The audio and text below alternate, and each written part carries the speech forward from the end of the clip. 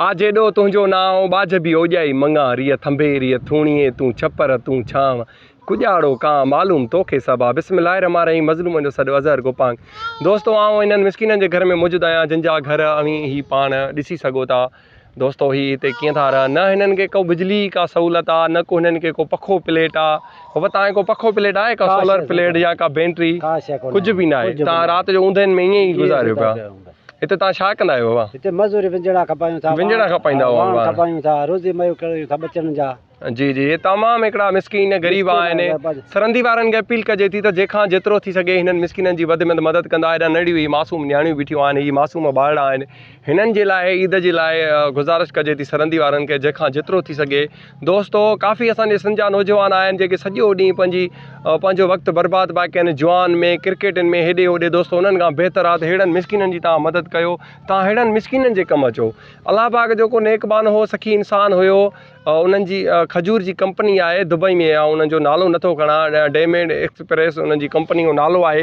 उन्हनि कुझु मदद कई हुई, उन्हनि जी महिरबानी सां अॼु असीं ही राशन वठी आया आहियूं। ही राशन आहिनि, ही 11 सौ जो राशन आहे। ही हिते 9 घर आहिनि, हिते 9 घर आहिनि। ही 11 सौ जो हिकिड़ो राशन आहे जेको हिननि मिसकिननि जे लाइ असीं ही वठी आया आहियूं। ऐं 1000 रुपयो आहे जेको किरायो थियो आहे चिंची वारे जो, असीं उनखे बि ॾींदासीं। बाक़ी जेकी अधे जी कुझु अमानत मां 1000 रुपयो उहो, ऐं हिननि जो जेको ख़र्चो जेको राशन जो जेको आयो आहे उहो 9900 रुपया आयो आहे। सो अलाह पाक उन दोस्त जे रोज़ी रिज़्क़ में बरकत अचंदो। अलाह पाक उन्हनि जी कंपनी खे 4 चंड लॻाईंदो। अलाह पाक कंदो त उन्हनि जी कंपनी अञा वधीक तरक़ी कंदी ऐं अहिड़नि मिसकिननि जी मदद कंदा।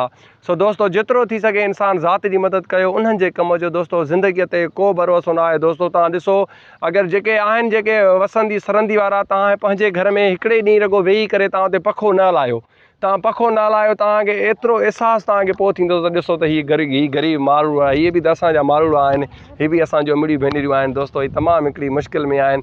जंहिंखां जेतिरो थी सघे हिननि मिसकिननि जो कंहिं बि को लहिणो लेखो न आहे। जंहिंखां जेतिरो थी सघे हिननि मिसकिननि जी वधि में वधि मदद कंदा। ऐं ॿियो अलाह पाक जो नेकबान हो, सखी इंसान हो, मुंगेरी साहिबु कंबर खां उन्हनि पंहिंजे वाल साहिब जी नियत ही को असांखे कुझु थांव न जेके असीं ही न वञ, कुझु हुननि जा थांव, हिकिड़ी ॿी बेवा हुई, कुझु हुननि खे न हुआसीं, ऐं हिकिड़ी ॿी हुई, हिकिड़ो ॿियो घर हुयो, कुझु हुननि खे न हुआसीं। भई उनजा रहियल जेके थांव आहे उन्हनि न त तव्हां ग़रीबनि में तक़सीम कजो। जेके अॼु असीं खणी आया आहियूं, 9 घरनि जे लाइ असीं थांव ठाहिया आहिनि जंहिंमें हर एटम आहे।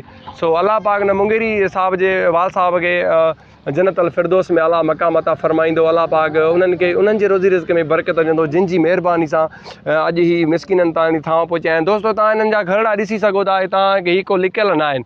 हिननि खे सिर्फ़ु ऐं सिर्फ़ु हिकिड़ो 2-4 बकरियूं आहिनि ऐं ॿियो हिकिड़ो पंहिंजा पखा वग़ैरह ठाहे करे ही पंहिंजो गुज़र सफ़र कंदा आहिनि। सरंदी वारनि खे अपील कजे थी त जंहिंखां जेतिरो बि थी सघे हिननि मिसकिननि जी वधि में वधि मदद कंदा। ऐं अलाह पाक उन्हनि नेक इंसाननि खे कॾहिं ॾुखियो ॾींहुं न ॾेखारींदो जेको दुबई वारो इंसान हो जंहिं मदद कई आहे हिन मिसकिननि जे लाइ। बाक़ी उन जेकी रहियल अमानत आहे अञा कंहिं ग़रीबनि मथां उहा बि ख़र्च कबी। अलाह पाक उन्हनि खे बि वधाईंदो। अलाह पाक उन्हनि जी खजूर जी कंपनी, अलाह पाक उन्हनि खे 4 चंड लॻाईंदो। अलाह कंदो त उन्हनि खे एतिरियूं कामयाबी मिलंदियूं जेतिरी जिन जो को अंदाज़ न आहे।